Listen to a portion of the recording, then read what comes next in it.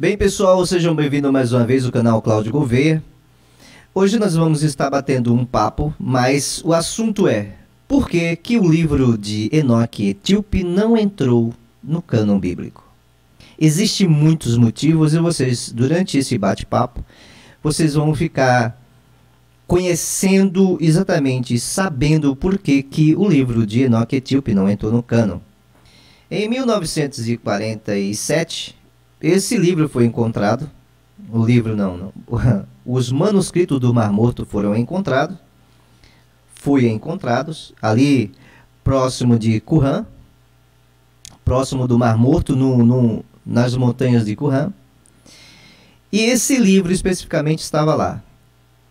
Mas será que eles já não tiveram acesso a esse livro anteriormente? Sim, eles tiveram acesso. Outra coisa, por que que o Apocalipse de Pedro não entrou no cânon e entrou o Apocalipse de João? Já que no primeiro concílio, que é o concílio de Sâmia, que é do ano 100 ao ano 200, ninguém tem certeza da data, mas lá também não ia entrar. Eu até marquei aqui para estar falando para vocês. Lá não ia entrar o Concílio de Sâmia. Lá não ia entrar o livro de Esther, o Cântico dos Cânticos e o livro de Daniel. Agora é interessante. Por que que esses livros no primeiro concílio, que foi o dos judeus, eles rejeitaram esses livros e não deixaram esses livros entrarem? E posteriormente, esse livro vieram entrar. Mas se os judeus não consideraram esses livros canônicos ou inspirados, por que que posteriormente ele foi colocado? O livro de Daniel, principalmente, que ele se assemelha muito ao Apocalipse, que também não tinha entrado no cânon. E veio entrar posteriormente o livro de Apocalipse. Mas por quê? Vamos fazer uma breve análise e vocês vão entender por que que deixaram de colocar o livro de Enoque e colocaram esses outros que não deveriam ter entrado. É muito simples. De quem estamos falando?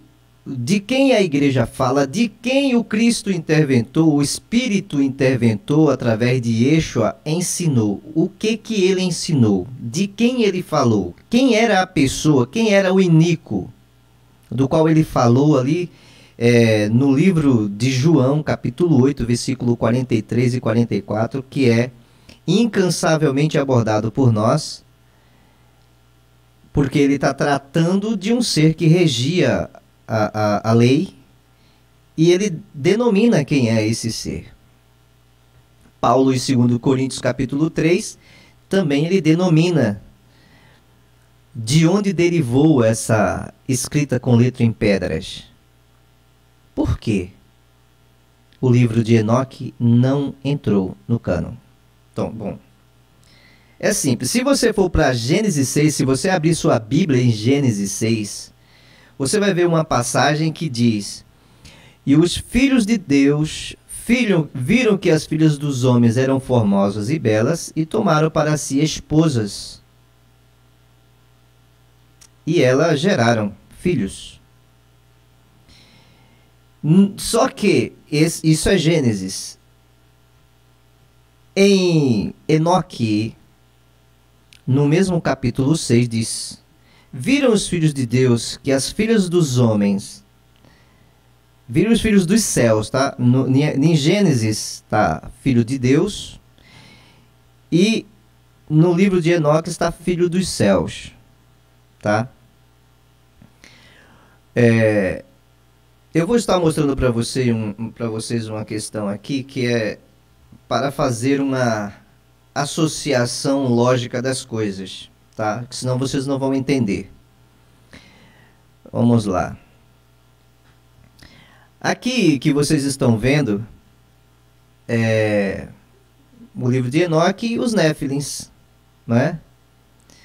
Aí o que acontece? Nesse livro de Enoque, ele fala desses que são os filhos dos céus, e em Gênesis está filhos de Deus, obviamente. Eles se deitaram com as filhas dos homens e geraram filhos, tá? Aí o que acontece? Vamos para a região aqui. Vamos para uma região aqui.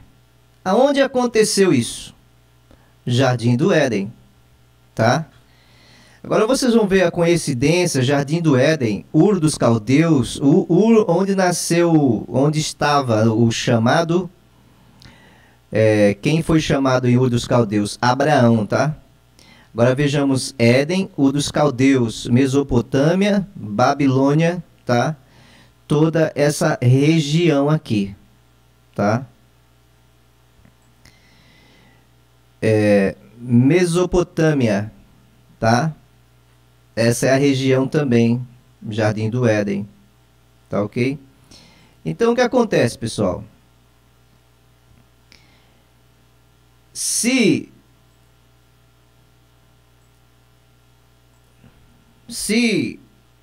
aconteceu tudo naquela região, onde lá existiu Abraão, existiram primeiro os filhos de Deus, ou os filhos dos céus, os sumerianos.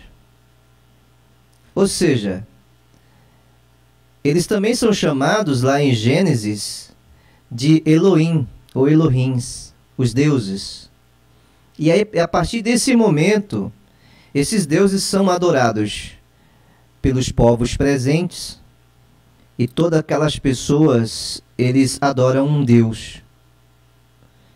Mas eles adoravam vários deuses, porque eles não eram monoteístas, eles eram politeístas. Ou seja, já que eram muitos deuses, e era o pai deles, porque eles geraram filhos. Então o que acontece?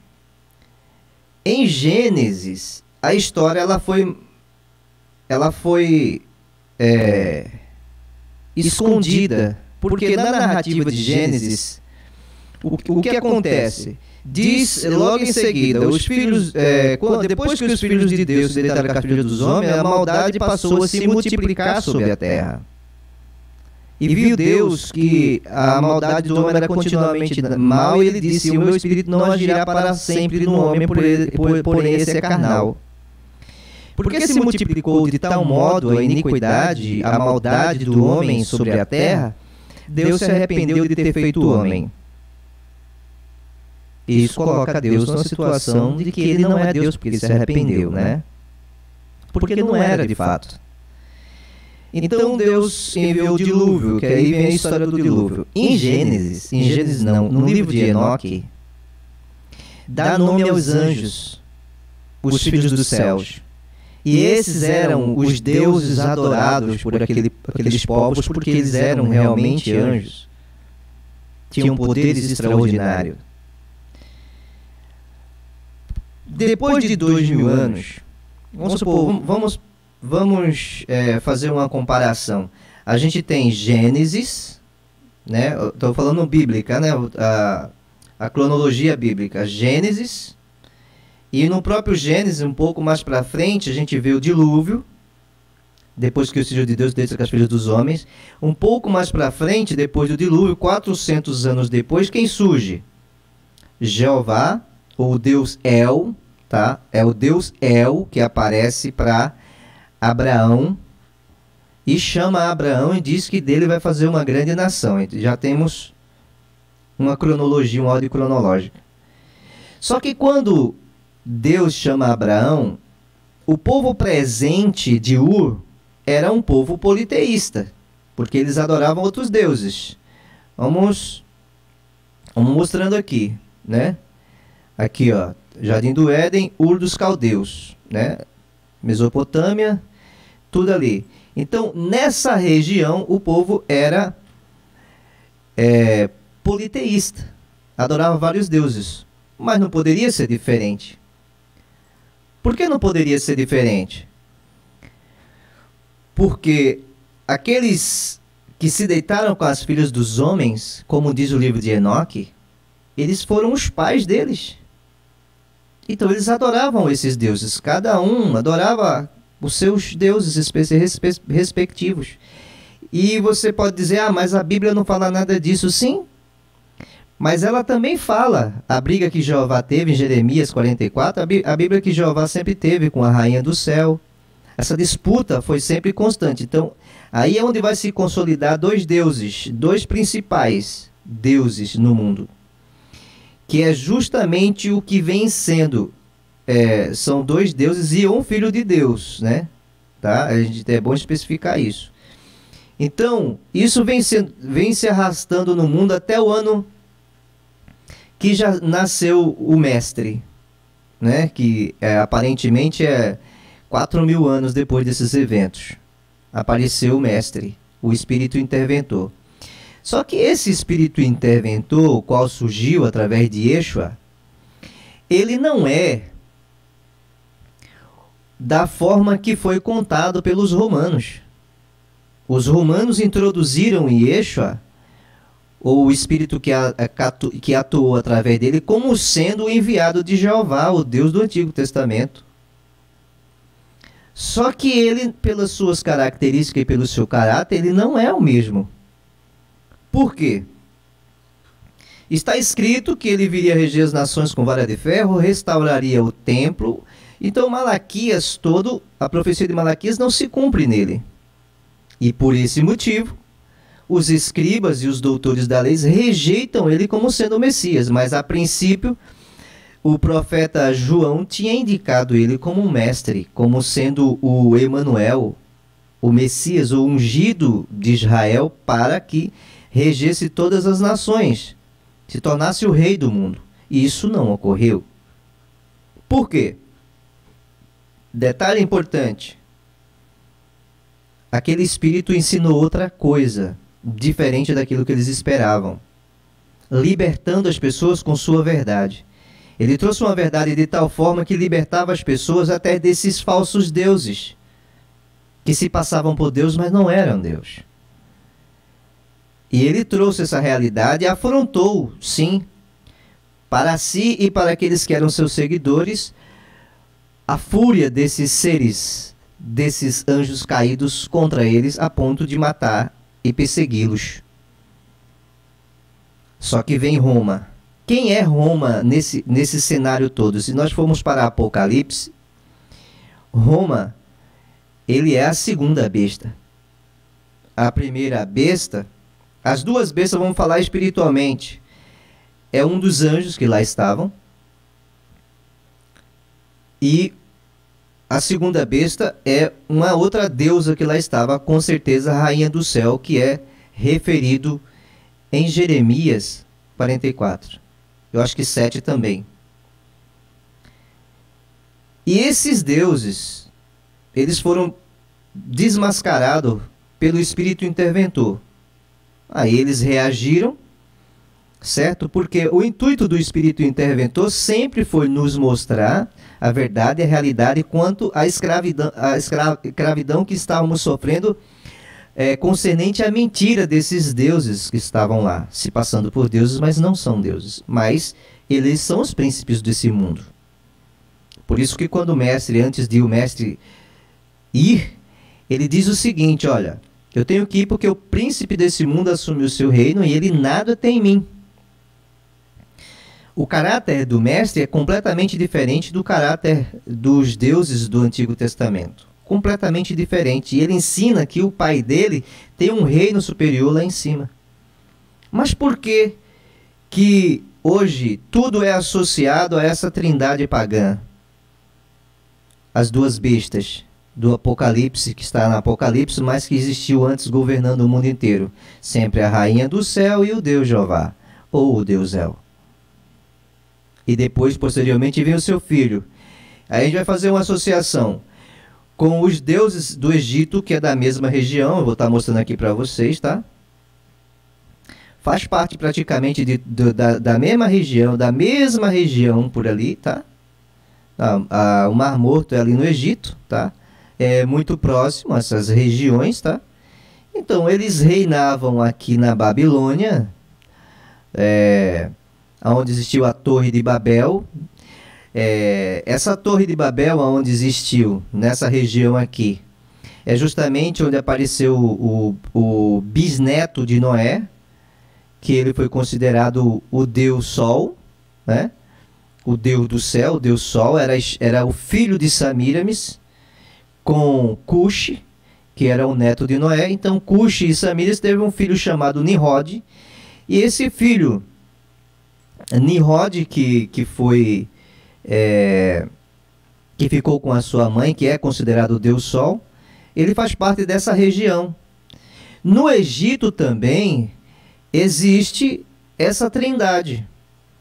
Existe a trindade na Babilônia, existe a trindade no Egito, existe a trindade lá adorado pelos da tribo de Judá e outros povos ali. E posteriormente isso foi associado ao Espírito Interventor. O Espírito Interventor que trouxe algo completamente diferente daquilo que esperava dele. E aí é onde a gente está num grande problema. Por quê? Quando o Império Romano aparece, guiado pela segunda besta, que é a besta fêmea, a falsa paz, né? Ele vem guiado por esse ser, é uma personalidade espiritual que guia isso. A primeira besta, ela é representada por um ser espiritual, só que masculino. A segunda besta é representada por um ser espiritual feminino. E a gente vê a ação deles acontecendo no deserto. Por exemplo, Jeová, o Deus Yahvé, quando ele pedia ao povo de Israel, ele pedia, você pode abrir sua Bíblia, tá? Ele pedia alimento para se alimentar, tá? E Números capítulo 28 vai mostrar isso muito bem para você. Se você não acredita, esse Deus de Israel, ele não era um Deus verdadeiro porque ele se alimentava.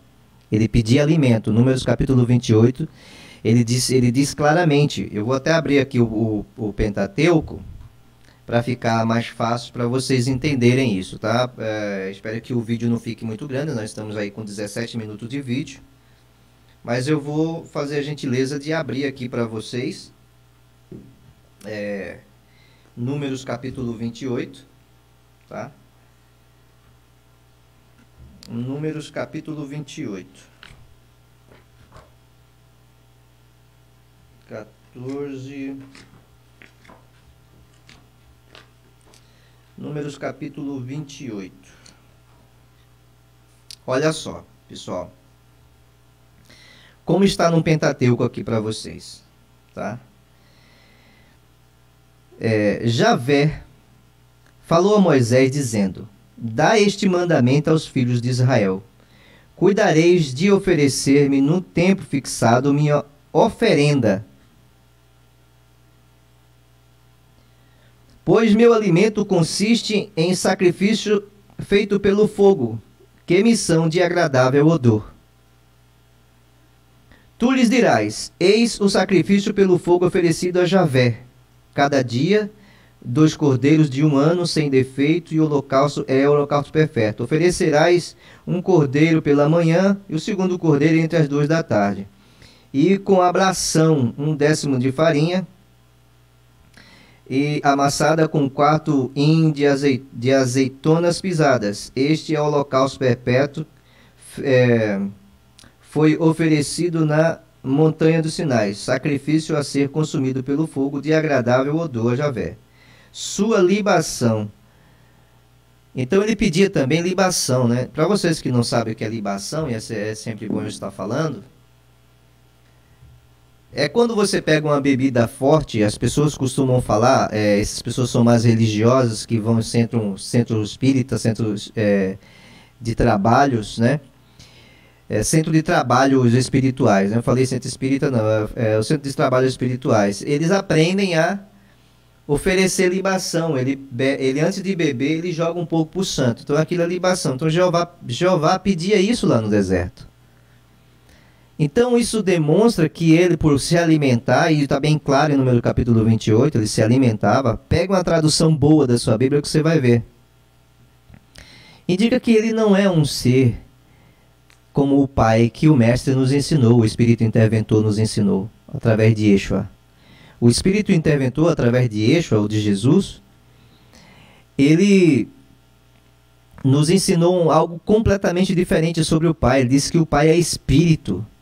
Ele disse lá também que aquele que bebe da água que ele dá, jamais volta a ter sede, e daquele que come do pão que ele der, jamais voltará a ter fome. Ou seja, no reino do Pai não há corrupção, não há necessidade, não há nécios no reino do Pai. Só que esse Deus aqui de baixo, ele tem necessidades, ele pediu, acabou de pedir aqui alimento. Então, pessoal, o outro ser também que pedia sacrifícios humanos, aí no deserto a gente vai estar vendo o seguinte: o deus Renfã, o deus Baal ou Moloque. Moloque, Baal e Renfã, uma trindade. Essa trindade, ela aparece na Babilônia, na Torre de Babel ali, como sendo Samiramis, Nimrodes e Tamuz. No Egito, Ísis, que é a feminino, né?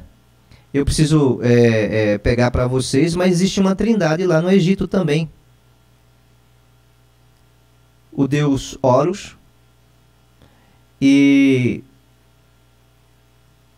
eu preciso pegar para mostrar para vocês depois, tá ok?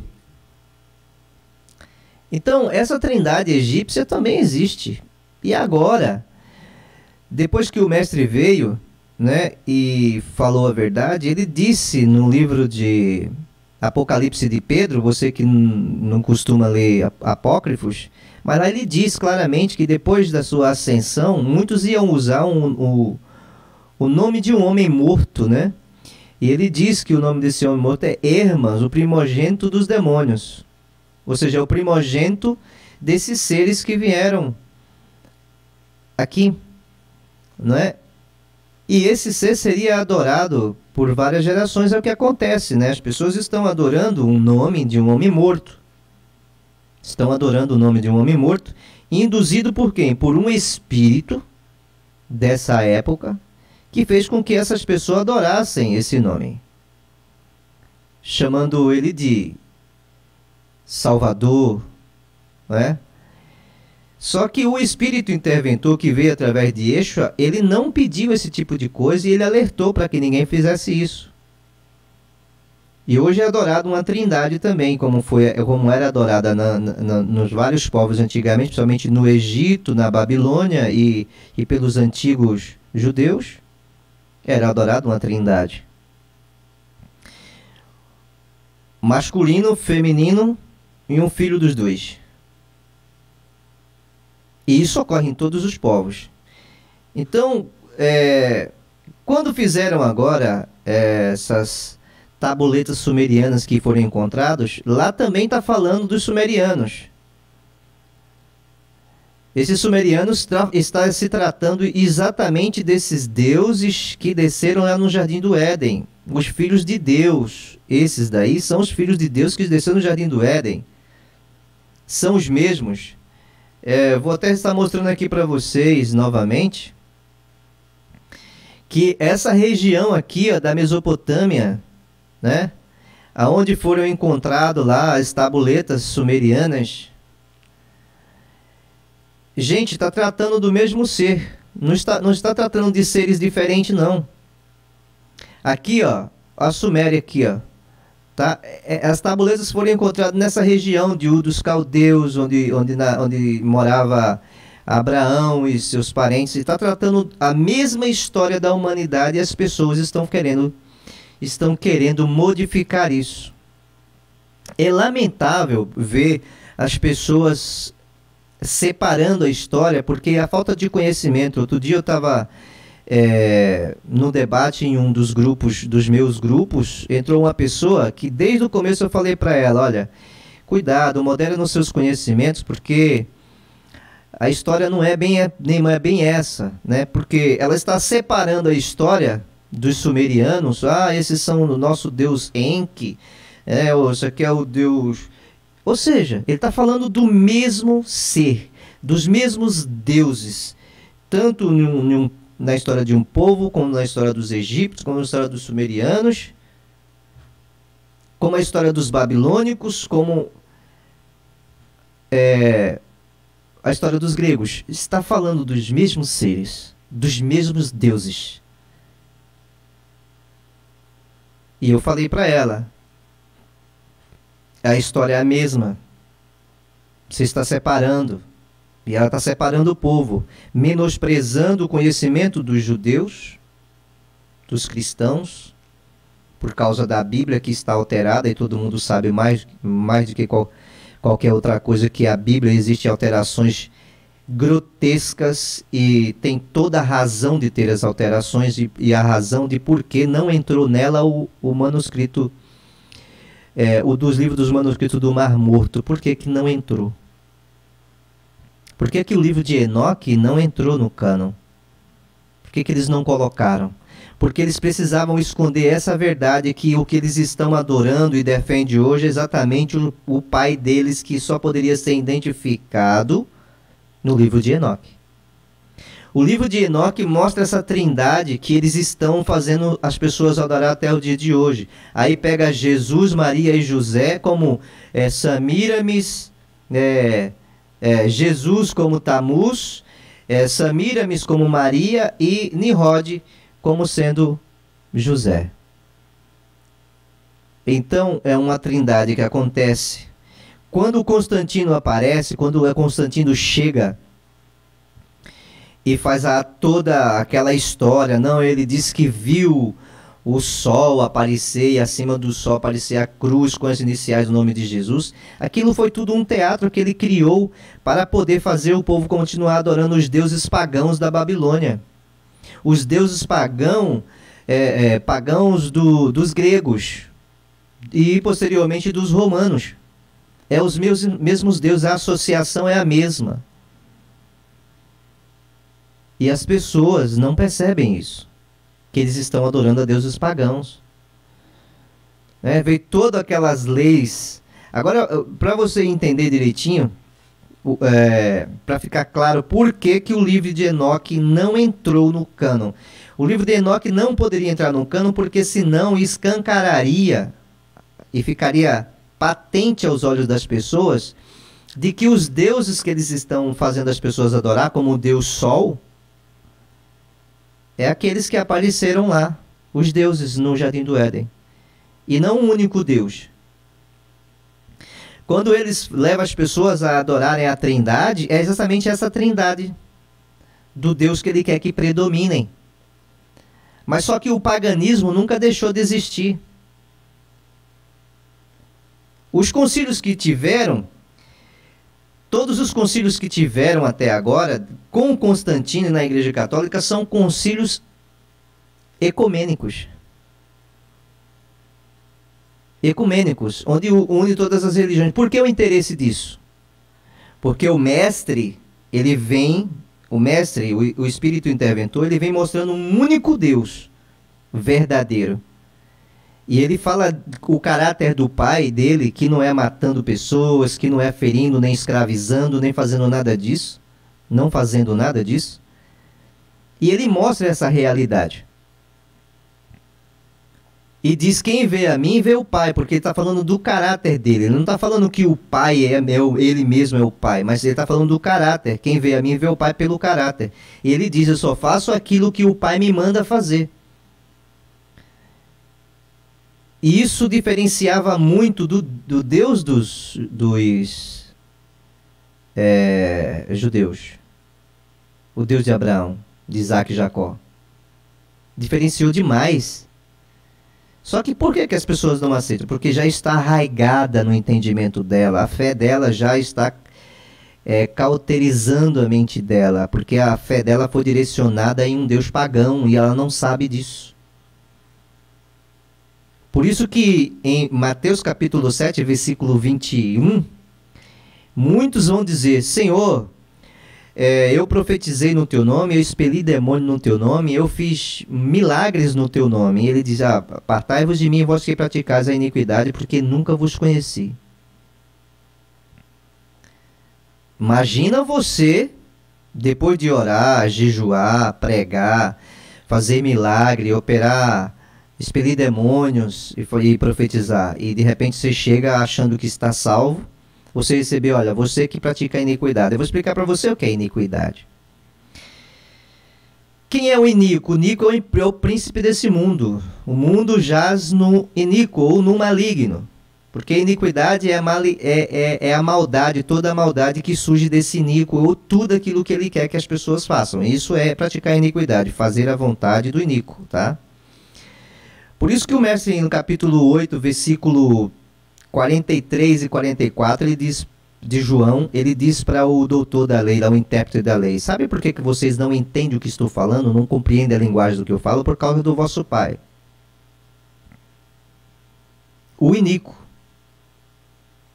O vosso pai é o diabo, ele não permite que você saiba disso. Ele foi assassino desde o princípio e jamais se afirmou na verdade. Que a verdade, quem que era a verdade que ele está falando? Ele está falando a verdade que o pai, ele é o pai, o ser superior. O pai é o ser superior. O inominável, não tem nome. Ele é inominável. Então, o mestre estava nos ensinando que as pessoas, os presentes, estavam adorando um Deus errado.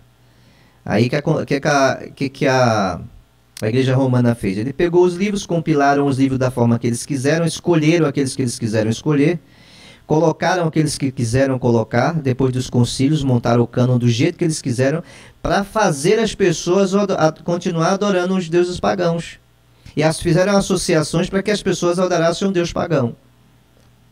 Aí é onde está o grande problema, pessoal. Aí é onde mora o problema.